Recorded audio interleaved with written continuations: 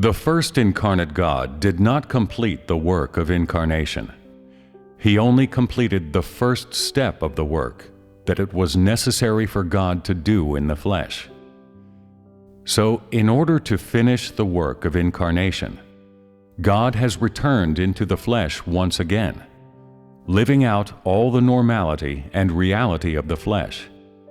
That is, making God's Word manifest in an entirely normal and ordinary flesh, thereby concluding the work that He left undone in the flesh.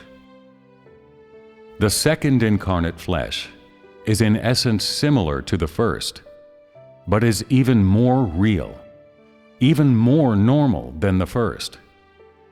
As a consequence, the suffering the second incarnate flesh endures is greater than that of the first. But this suffering is a result of His ministry in the flesh, which is different from the suffering of corrupted man. It also stems from the normality and reality of His flesh. Because He performs His ministry in utterly normal and real flesh, the flesh must endure a great deal of hardship. The more normal and real this flesh is, the more He will suffer in the performance of His ministry. God works in a very common flesh, one that is not supernatural at all.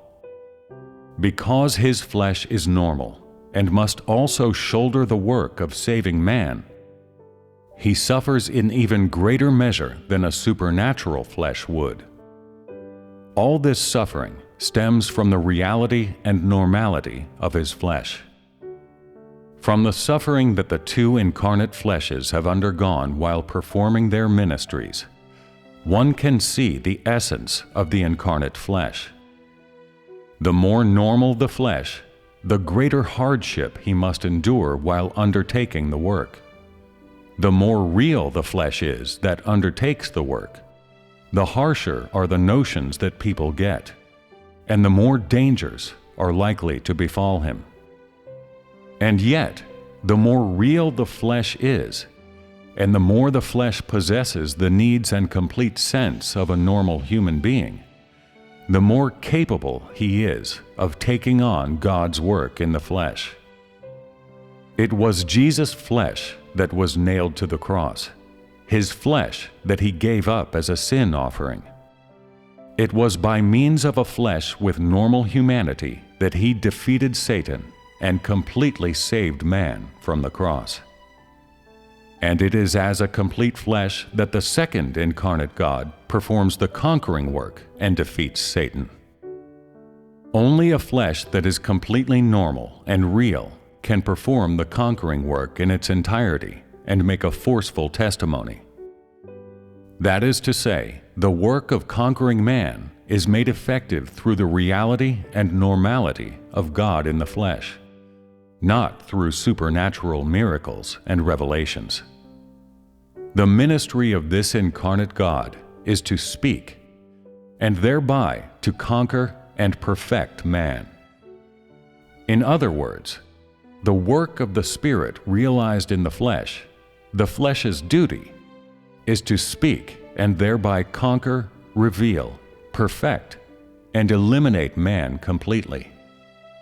And so, it is in the conquering work that God's work in the flesh will be accomplished in full. The initial redemptive work was only the beginning of the work of incarnation.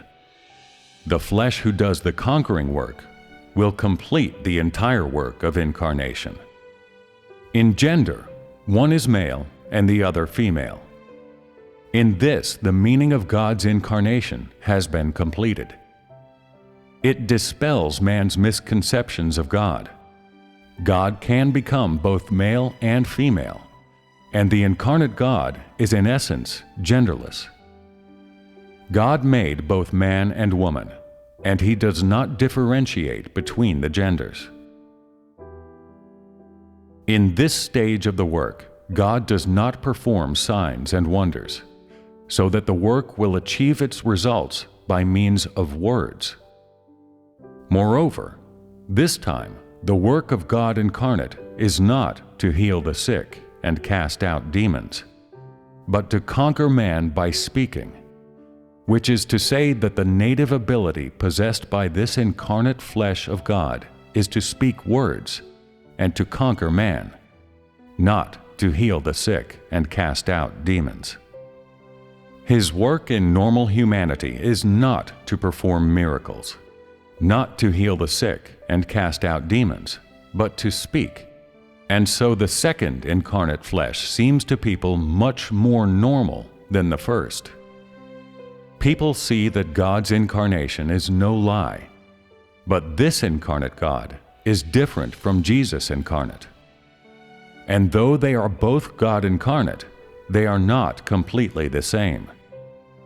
Jesus possessed normal humanity, ordinary humanity, but he was accompanied by many signs and wonders.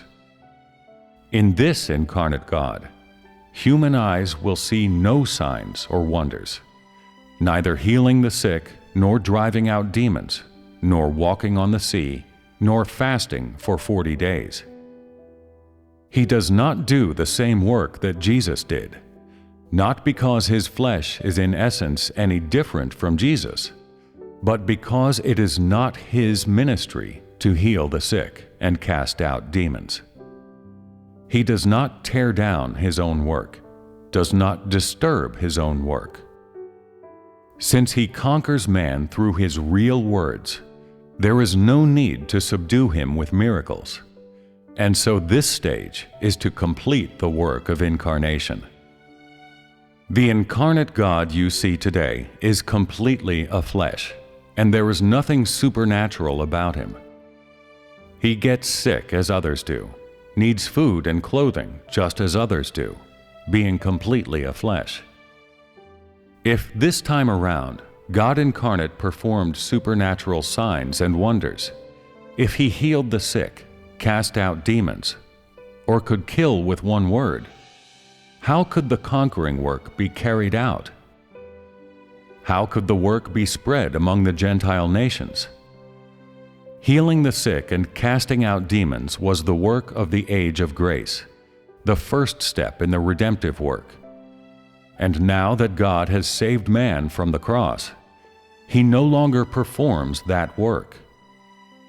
If in the last days a God the same as Jesus appeared, one who healed the sick, cast out demons, and was crucified for man, that God, though identical to the description of God in the Bible and easy for man to accept, would not in its essence be the flesh worn by the Spirit of God, but by an evil spirit. For it is the principle of God's work never to repeat what he has already completed. And so the work of God's second incarnation is different from the work of the first. In the last days, God realizes the conquering work in an ordinary, normal flesh. He does not heal the sick, will not be crucified for man, but simply speaks words in the flesh, conquers man in the flesh. Only such flesh is God's incarnate flesh. Only such flesh can complete God's work in the flesh.